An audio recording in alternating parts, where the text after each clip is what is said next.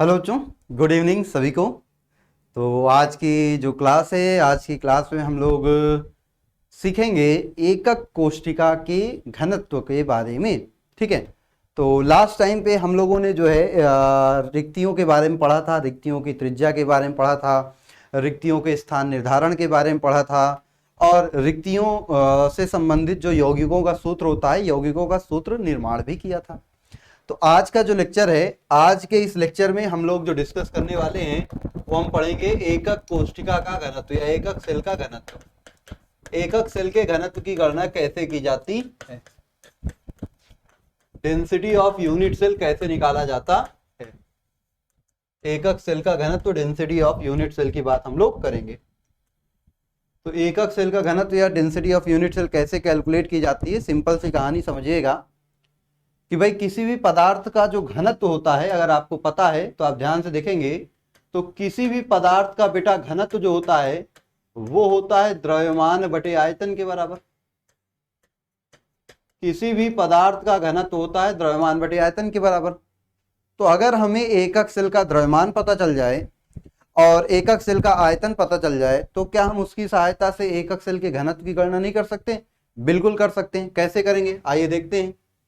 तो ये हमारा मान लो कि जो हमारा एकक सेल है, मान लो भाई एकक सेल में कितने परमाणु होते हैं? किसी भी एकक सेल में जेड परमाणु होते हैं। तो किसी भी एकक सेल में परमाणुओं का जो द्रव्यमान होगा वही उस परमाणु का उस एकक सेल का द्रव्यमान होगा।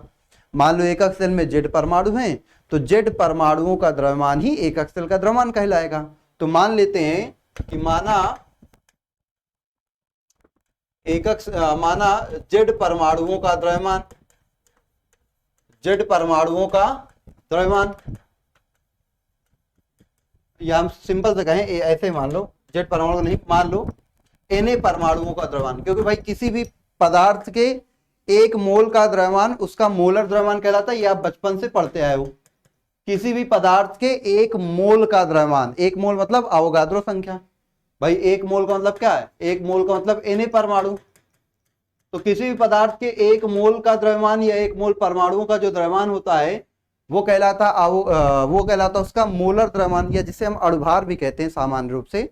तो किसी पदार्थ के एक मोल का द्रव्यमान उसका ग्राम अणुभार या मोलर द्रव्यमान, जिसे हम एम से लिखते हैं, वो होता है। तो मान लेते हैं Na परमाणु का द्रव्यमान एम ग्राम है किसी पदार्थ के। तो बताओ एक परमाणु का द्रव्यमान कितना हो जाएगा? तो बेटा किसी पदार्थ के एक परमाणु का द्रव्यमान हो जाएगा एम अपॉन Na ग्राम। और किसी भी एकक सेल में परमाणु होते कितने हैं? तो किसी भी एकक सेल में जेड परमाणु होते हैं। तो बताओ जेड परमाणु का द्रव्यमान कितना हो जाएगा? तो बेटा यहां से आ गया जेड परमाणुओं का द्रव्यमान। तो जेड परमाणुओं का द्रव्यमान भाई एक का इतना है तो जेड का क्या हो जाएगा? जेड से मल्टीप्लाई कर दो, ये कैपिटल जेड है, जेड से मल्टीप्लाई कर दो, Z M upon N A. तो यही हमारा क्या हो गया? एकक सेल का द्रव्यमान। जेड परमाणुओं का द्रव्यमान का मतलब ये क्या आ गया? एकक सेल का द्रव्यमान, जो कि कितना है? Z M upon N a. अब एक बात बताओ भाई, एकक सेल किस आकार का होता है? एकक सेल घन के आकार का होता है। एकक सेल जो है वो घन के आकार का होता है। और घन का आयतन होता कितना है? तो बेटा घन का आयतन जो होता है वो होता है ए क्यूब के बराबर। घन का आयतन कितना होता है? ए क्यूब के बराबर।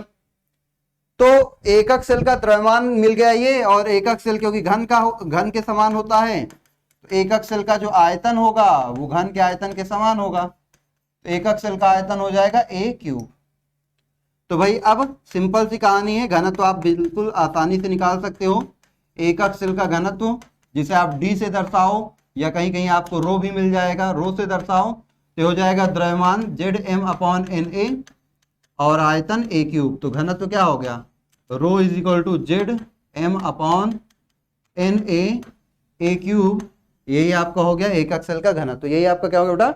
एकक सेल का घनत्व का फॉर्मूला। ये क्या हो गया? एकक सेल के घनत्व का फॉर्मूला आ गया। तो इस फॉर्मूले से हम किसी भी एकक सेल के घनत्व की क्या कर सकते हैं? गणना कर सकते हैं। नोट करिए, फिर इसके क्वेश्चन कराते हैं आपको, तो बेहतर समझ में आएंगी चीजें।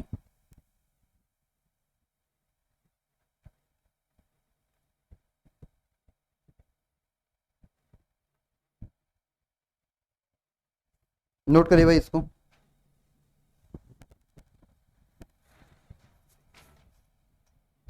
हो गया। चलिए क्वेश्चन देखिएगा, क्वेश्चन क्या कहता है। सबसे पहला क्वेश्चन एनसीईआरटी बुक का है ये क्वेश्चन, एनसीईआरटी में आपको दिया गया है। कह रहा है सिल्वर सीसीपी जालक का निर्माण करता है, सीसीपी जालक का निर्माण करता है यदि इसके एकक कोष्ठिका की लंबाई, एकक कोष्ठिका की लंबाई, यदि इसके एकक कोष्ठिका की लंबाई 408.6 पिकोमीटर है तो इसके घनत्व की गणना कीजिए, तो इसके घनत्व की गणना कीजिए। तो घनत्व जो आपका हो जाएगा बेटा, अच्छा द्रव्यमान दिया है, सिल्वर का जो परमाणु द्रव्यमान दिया है 107.9, कितना दिया है 107.9। सिल्वर का जो परमाणु द्रव्यमान दिया है वो आपको दिया है 107.9। चलिए भाई, तो यहाँ कहानी समझिएगा, क्या कहानी होगी कि आप देखेंगे, इसका सॉल्यूशन करते हैं।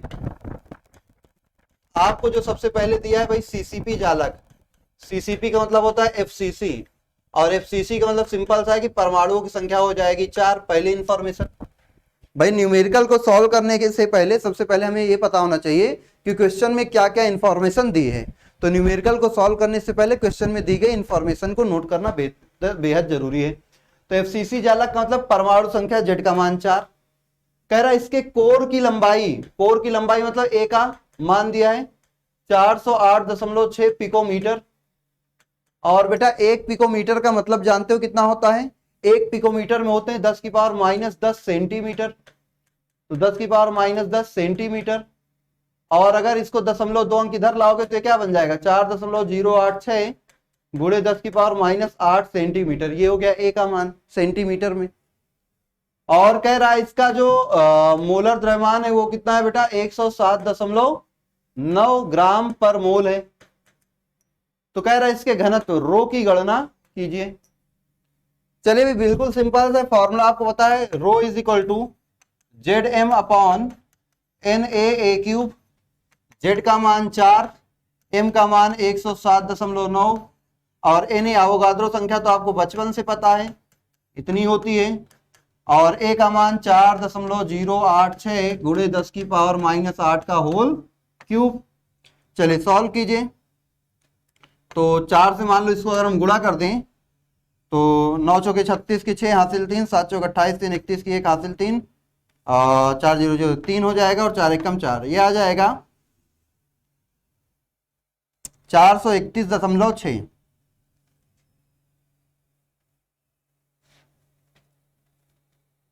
ठीक है, 431.6 बटे 6.023 गुणे 10⁻23 ये है। और बेटा इसका क्यूब कर लो, देखो क्यूब कितना आता है, आइए करके देख लेते हैं। आप कैलकुलेशन करिएगा, हम थोड़ा यंत्र की सहायता ले लेते हैं, जल्दी कैलकुलेशन हो जाए।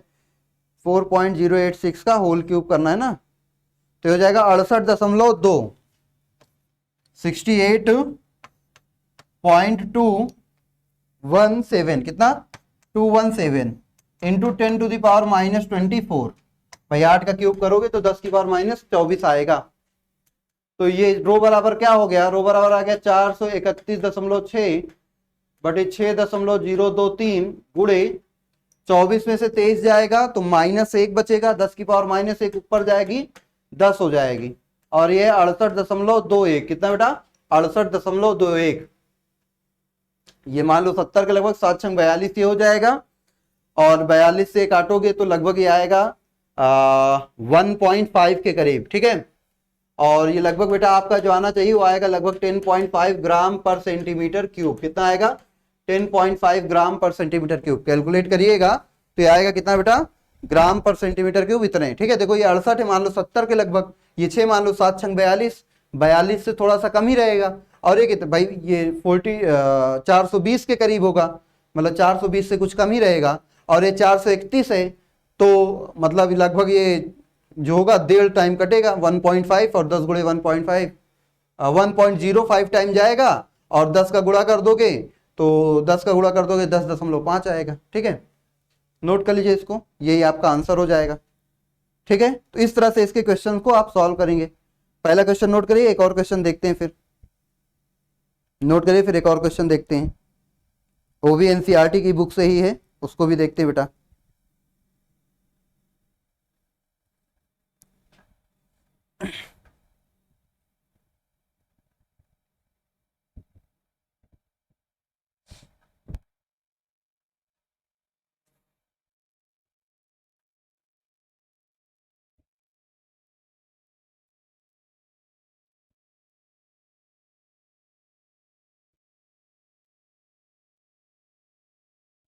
चलिए देखा जाए भाई, आ जाइए।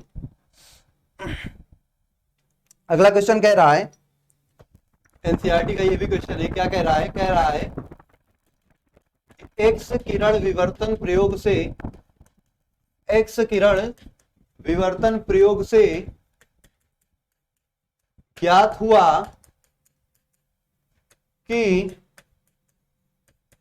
कॉपर के कोर की लंबाई, कॉपर जो है वो 3.608 गुणे 10 की पावर -3 सेंटीमीटर -8 सेंटीमीटर कोर लंबाई के साथ, कोर लंबाई के साथ एफसीसी जालक के रूप में क्रिस्टलीकृत होता है,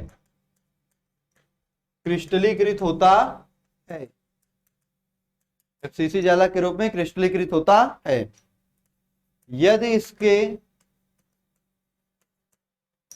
एकक सेल के कोर की लंबाई, एकक सेल का घनत्व, यदि इसके एकक सेल का घनत्व 8.92 ग्राम पर सेंटीमीटर क्यूब है, तो इसके परमाणु द्रव्यमान की गणना कीजिए।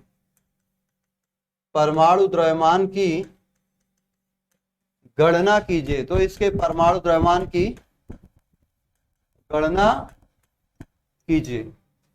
ठीक है, चलें तो कहानी समझिएगा, क्या कहानी कहता है। सॉल्यूशन देखिए और क्वेश्चन से इंफॉर्मेशन लिखिए।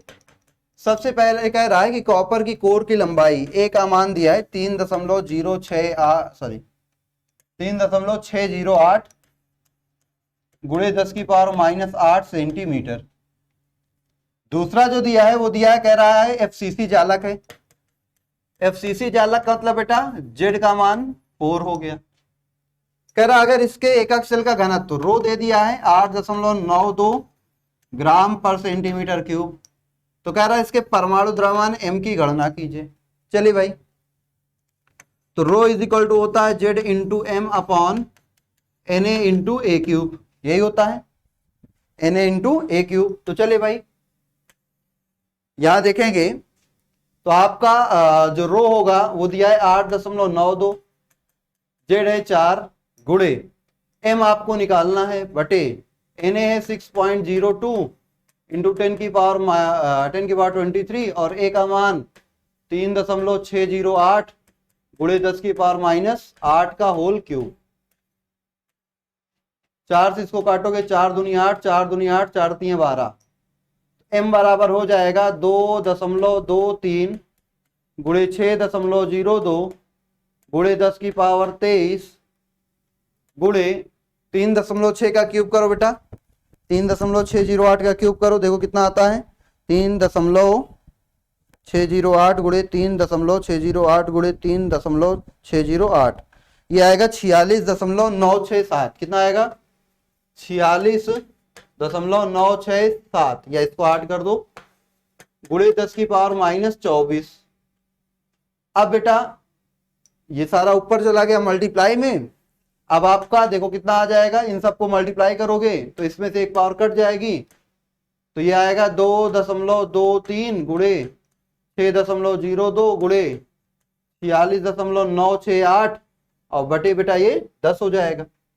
सॉल्व करिए इसको, 46 46.968 गुणे 2.23 गुणे बेटा 6.02।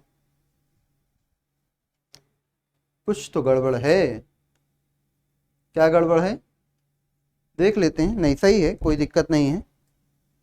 बटे 10, ये लगभग आएगा 63 के करीब। कितना आएगा बेटा? ये लगभग आ रहा 63 के करीब, तो ये लगभग 63.5 आना चाहिए कहीं पे।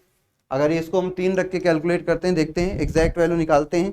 3.068 गुणे 3.068 गुणे 3.068 है ना, मतलब इनका क्यूब कर दिया। ओ सॉरी 608 था ना, 3.608 का क्यूब, 608 का क्यूब ना। और इसमें गुणा कर दें 6.023, इसमें गुणा कर दें 2.23 का।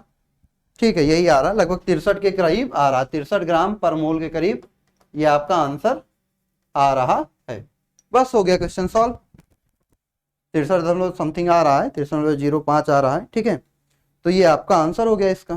क्लियर है कहानी? नोट करिए भाई, इसको नोट कर लीजिए।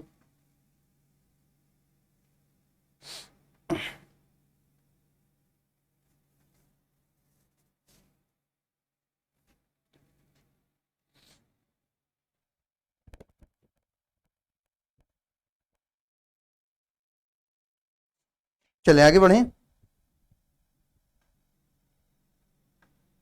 अगला क्वेश्चन देखा जाए।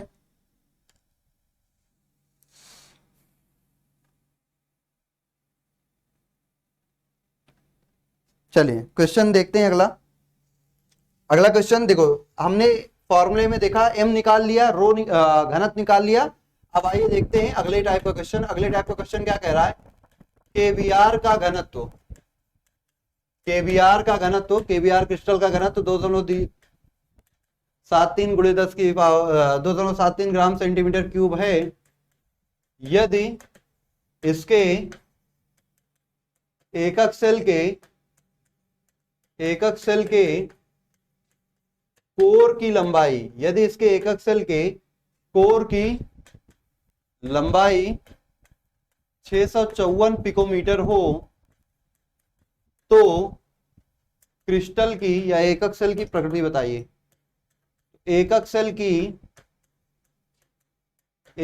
की क्या होता है बेटा? प्रकृति बताइए। तो एकक सेल की प्रकृति बताइए। चलिए तो ध्यान दीजिएगा, क्वेश्चन क्या कह रहा है। ये क्वेश्चन है, चलिए इसको देखते हैं। सिंपल सी कहानी, इसकी सॉल्यूशन इसका देखते हैं।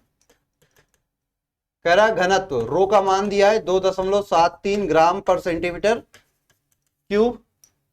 कह रहा है इसके एकक सेल की कोर की लंबाई, ए का मान है 654 पिकोमीटर, जिसका मतलब होता है 654 गुणे 10 की पावर माइनस 654 गुणे 10 की पावर माइनस कितना बेटा? 10 सेंटीमीटर, या आप कह दो 6.54 गुणे 10 की पावर माइनस 8 सेंटीमीटर ये। और बेटा केबीआर जो है, पोटेशियम का परमाणु भार होता है 39 और ब्रोमीन का परमाणु भार होता है 80। तो केबीआर का अणुभार निकाल लो। अणुभार क्या हो जाएगा? 39 प्लस 80 कितना? 129 हो जाएगा। बस question solve. Rho is equal to Z M upon N a cube. Rho है 2.73, जेड निकालना है क्योंकि क्रिस्टल की प्रकृति बतानी है, तो जेड पता होना चाहिए। एम है 129, एन ए है 6.02 इंटू 10 की पावर 23, और ये है 6.54 गुणे 10 की पावर माइनस 8 का होल क्यूब। चलो भाई, तो जेड बराबर कुल क्या आ जाएगा? जेड बराबर आ जाएगा 2.73 गुणे 6.02 गुणे 10 की पावर 23 गुणे, और अगर आप 6.54 का क्यूब करते हैं तो देखते हैं बेटा 6.54 का क्या करेंगे? क्यूब करेंगे,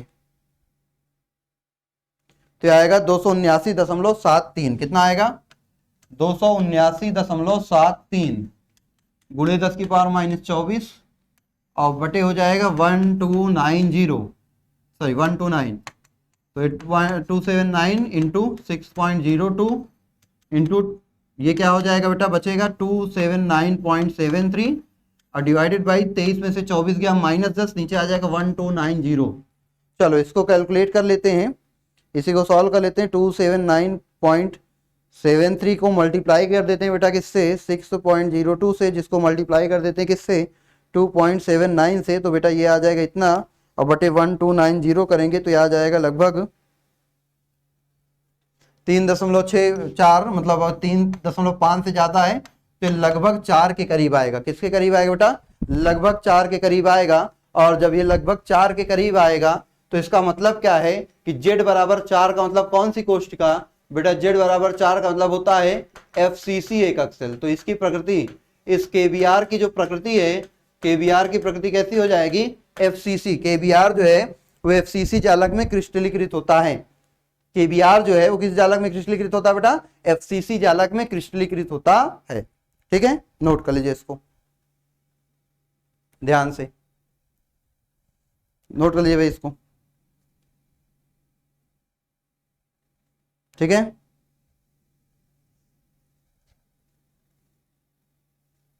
चलिए